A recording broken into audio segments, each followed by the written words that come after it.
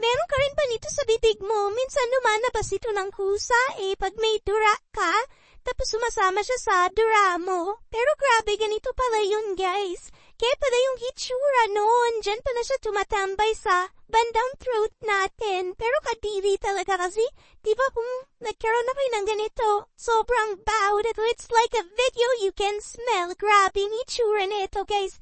And pero oddly satisfying, no, yung pagkuha dun sa mga tonsil stones. Yes, tonsil stones po ang tawag dito. Kaya naman guys, ipacheck yun na. Yung inyong mga malamala dyan, baka kayo ay may ganito, isa rin to sa nakokos ng bad breath, no? Kung kayo ay toothbrush pa rin na toothbrush, pero ang baho pa rin ang inyong hininga, baka may tonsil stones kayo. Grabe to, grabe bigatin ito guys, very satisfying. Ilang mo, grabe, isang kilong tonsil stones na yata yun siya sa loob. Grabe, hirap na hirap uguti, may mga naiwan pa.